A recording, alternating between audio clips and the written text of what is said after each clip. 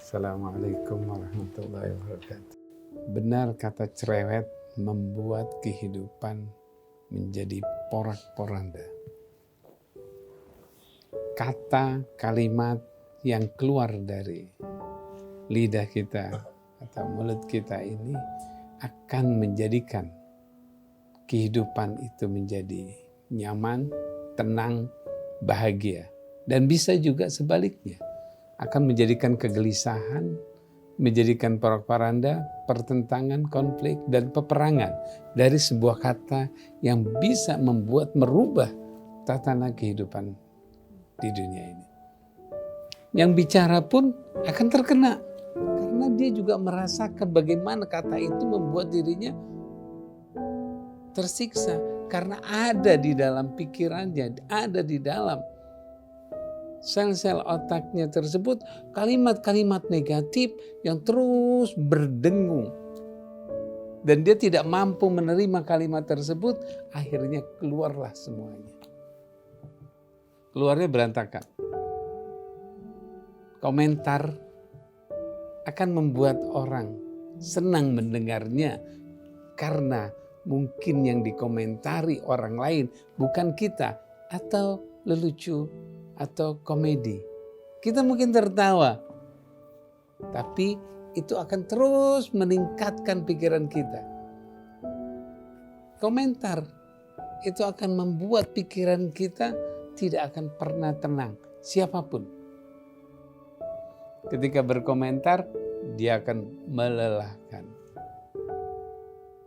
Komentar itulah yang penuh di dalam pikiran kita, membuat seseorang itu tidak senang mendengarnya. Oleh karena itu, apa yang terjadi ketika seorang itu penuh dengan proses komentar tersebut? Karena terbiasa mendengar, terbiasa memperhatikan sesuatu yang dia tidak inginkan.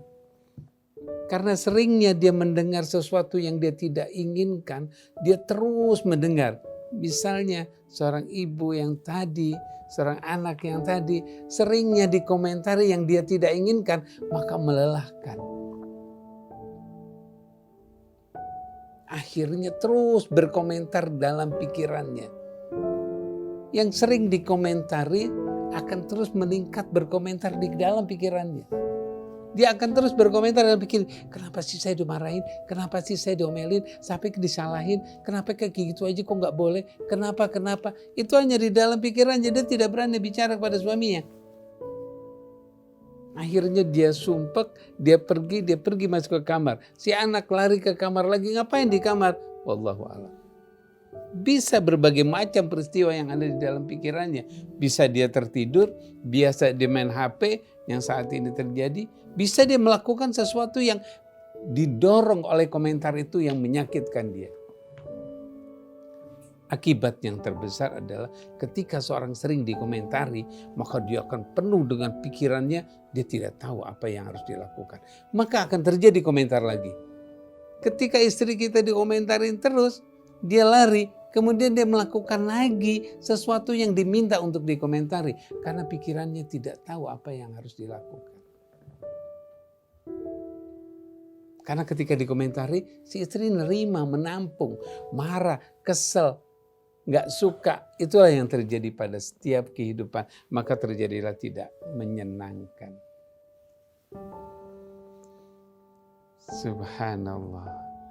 Kata itu sangat besar manfaatnya. Karena dari kata itulah nasihat akan keluar dan mensejukkan hati kita. Berapa kata yang disampaikan, berapa kalimat yang disampaikan, berapa yang harus ditentukan.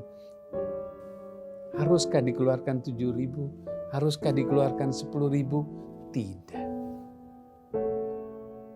Ketika dia mampu menyampaikan pesan apa yang terbaik dalam pikirannya, itu yang terbaik. Apa yang dia lihat, dia mampu menyampaikannya, itu yang terbaik. Ternyata komentar tersebut dia melihat bukan yang dilihat. Ketika anaknya jalan, yang dipikirkan orang lain jalannya. Ketika ngelihat baju warnanya seperti itu, dia melihat, loh kenapa nggak pakai baju yang ini? Jadi bukan yang dilihat. Ketika istrinya duduk, loh kamu duduknya nggak seperti itu. Karena yang diinginkan yang dia tidak lihat. Maka muncullah berbagai macam komentar tersebut. Karena dia melihat sesuatu yang tidak dilihat. Dia melihat anaknya lewat, seperti dia katakan, kenapa kok kamu jalannya seperti itu? Karena dia tidak melihat jalan si anak. Dia hanya berpikir kenapa dia begitu. Akhirnya yang terpikir dalam pikirannya, kenapa tidak yang seperti itu? Selalu pikirannya melihat sesuatu yang dia tidak lihat. Ini yang mengakibatkan pikirannya keluar dengan berbagai macam komentar atau menyalahkan. Itu akibatnya. Apa yang terjadi dalam pikirannya ketika dia menyampaikan komentar?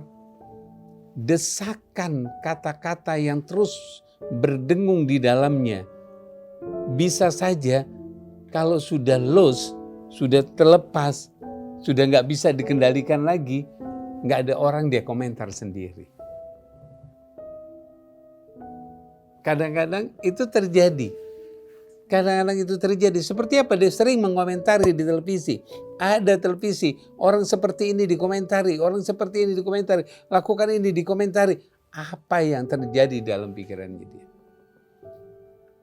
Komentar inilah yang merusak. Karena dia selalu terus berbicara dalam pikirannya. Dalam pikirannya terus berbicara, dikejar. Kalau dia sudah dikejar-kejar, tampak siapapun akan dikomentari sama dia. Kalau dia sudah dikejar-kejar oleh komentar itu. Bisa saja dirinya juga akan dikomentari. Kenapa kok saya seperti ini? Kenapa badan saya seperti ini? Oh saya seperti ini. Oh saya gak bagus nih. Kok orang ngeliatin saya? Kenapa orang memperhatikan saya? Karena si pikirannya terus berkomentar. Ini akibat seorang. Efeknya lingkungan tidak akan mampu berinteraksi dengan dirinya. Bagaimana hidup seperti itu? Tersiksa hidup. Dan yang ketiga, ketika komentar itu bergerak karena ada tuntutan yang sebelumnya dia dipaksa untuk melakukan sesuatu. Dia dipaksa untuk mengerjakan sesuatu. Dia dipaksa tapi dia tidak mampu. Akhirnya tuntutan itulah yang bergerak. Atau keinginan, kebutuhan yang selalu dipendam. Yang dia tidak mampu lagi mengutarakan. Seorang yang tidak mampu mengutarakan sebelumnya. Ketika dia mampu mengutarakan, maka keluar terus. Sebelumnya dia tidak bisa bicara. Bisa jadi waktu dia sebelum punya keluarga, dia gak bisa bicara. Pada waktu masa remaja, bisa saja dia baru mau ngomong, ditahan, dimarahin. Dia ngomong, dikatakan sudah jangan banyak ngomong. Dia pengen sesuatu, dia bilang gak usah banyak kepengin. Maka dia terus memendam. Pada saatnya dia punya kekuasaan, pada saatnya dia mampu menyampaikan tanpa kontrol dalam berpikirnya. Maka lost dia. Efeknya sangat berat sekali. Nah, bagaimana kita ketika menghadapi hal itu? Bagaimana kita sedang menghadapi seperti itu? Seorang istri ketika suaminya sedang ngomel ataupun sedang cerewet ataupun sedang membahas tentang dirinya, pikiran kita sebagai orang yang menerima katakan itu bukan saya. Tutup sehingga kita tidak menerima omelan itu, sehingga kita nanti tidak ngomel lagi. Anak kita ajarkan ketika ayahnya ngomel katakan itu bukan kamu. Dia harus berani mempertahankan dirinya. Katakan, itu bukan aku. Ya, itu bukan aku. Katakan, si istri juga mengatakan, kamu tuh jalan seperti itu, itu bukan aku. Agar supaya komentar itu tidak nempel, yang kemudian dia lari terus kita dibicarakan, terngiang, terdengung di dalam pikiran kita. Itu sangat bahaya buat kehidupan kita. Katakan itu bukan aku. Katakan, enggak, bukan itu saya. Ketika dia berkomentar seperti itu, enggak. Yang kedua, ajak suami, seperti tadi katakan Ustaz Husin mengatakan, ajak dia membaca Quran, ajak dia pergi semua itu melihat, ajak pikiran dia kepada realita. Ketika dia berkomentar tentang kembang, tentang mobil di depannya, tentang hewan yang ada di dalamnya, suruh dia berkomentar. Katakan itu ciptaannya Allah. Ketika dia melihat sedang berkomentar, ini kok burungnya seperti ini, subhanallah, bagus ya. Biarkan dia tercengang kata-kata subhanallah, kata-kata bagus. Sehingga proses komentar yang irasional itu menjadi rasional. Kalau komentar itu kebanyakan rata-rata semuanya adalah irasional, maka alihkan, seperti Ustaz Husin katakan, alihkan dia kepada bentuk yang rasional, yang realita, sehingga matanya akan melihat, oh bagus, oh tidak bagus. Hanya itu. Karena kalau dia melihat semua kehidupan bagus dan tidak bagus, yang realita, nggak perlu orang, misalnya binatang lagi jalan, bagus banget itu. Ajak dia untuk melihat ciptaannya Allah dengan menyebut kalimat-kalimat thayyibah subhanallah. Ketika seorang anak lagi jalan dengan tenang, subhanallah, rapi ya jalannya. Si komentar mengatakan apa si ayah itu? Iya, anak saya nggak seperti itu. Dia komentari, jangan direspon. Kalau kita respon, dia akan terus mancing. Ini efek negatifnya. Oleh karena itu, dua, bagaimana kita menghadapi itu? Cukup mengatakan, kita bentengi diri kita, katakan bahwa apa yang dikomentari orang itu bukan saya. Itu bukan aku. Oke? Yang kedua, ajak orang-orang yang suka berkomentar kepada sesuatu yang baik. Sesuatu yang baik, yang menyenangkan, yang realita. Insya Allah dia akan lebih baik lagi.